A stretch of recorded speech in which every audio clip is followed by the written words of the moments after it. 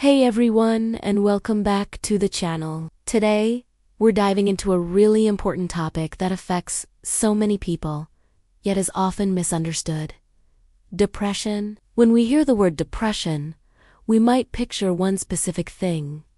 Maybe someone who can't get out of bed, feeling sad all the time. And while that can be a part of it, the reality is much more complex. It's not a one-size-fits-all experience. Think of it like this.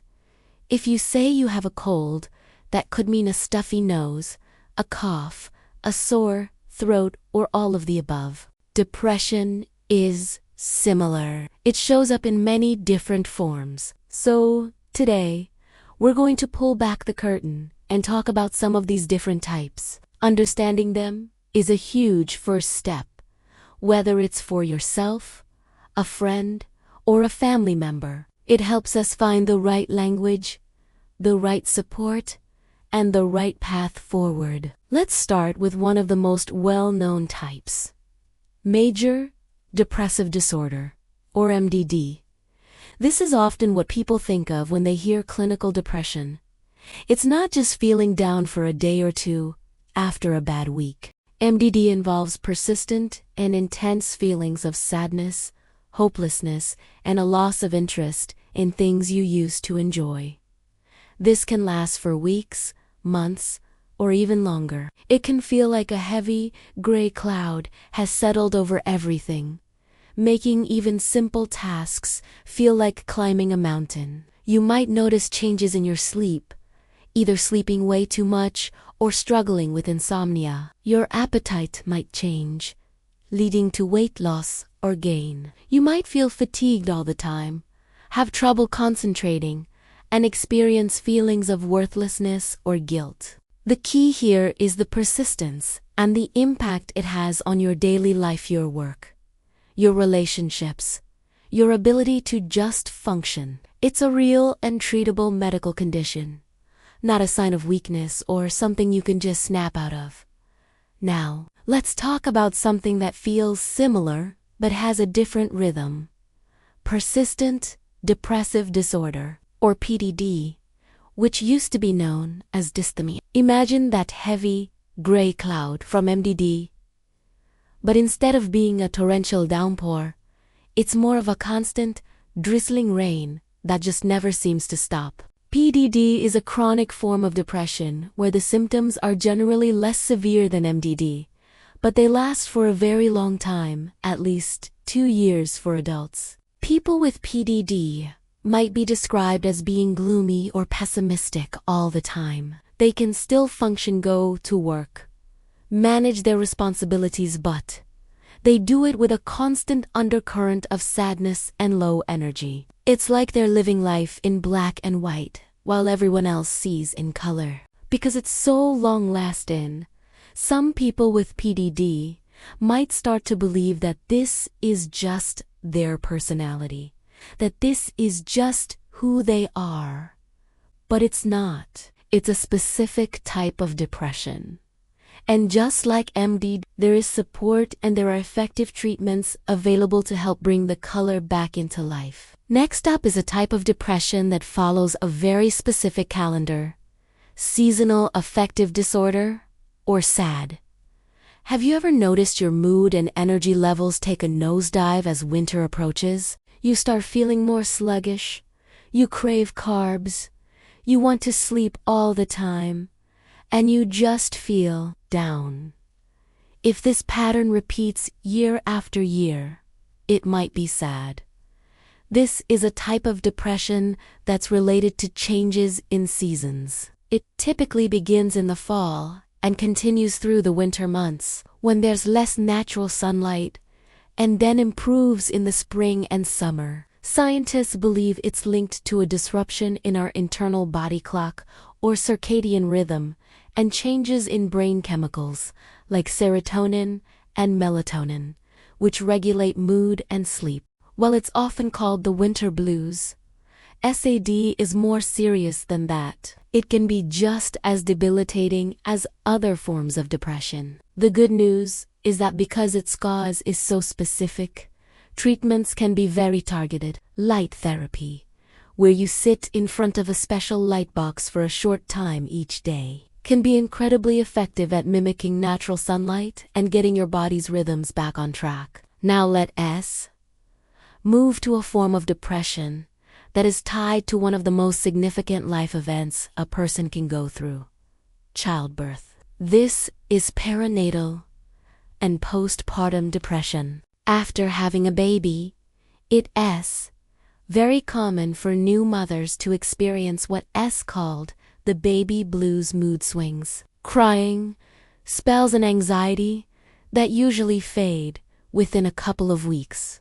Postpartum depression, however, is much more severe and lasts longer. It can involve intense feelings of sadness, anxiety, and exhaustion that make it difficult for a new parent to care for themselves or their new baby. They might feel disconnected from their baby, have scary, intrusive thoughts, or feel intense guilt and shame, believing they are a bad parent. It's crucial to understand this is not their fault. It's caused by a combination of dramatic hormonal shifts after delivery, sleep deprivation, and the immense psychological adjustment to parenthood. It's also important to note that this isn't just for mothers.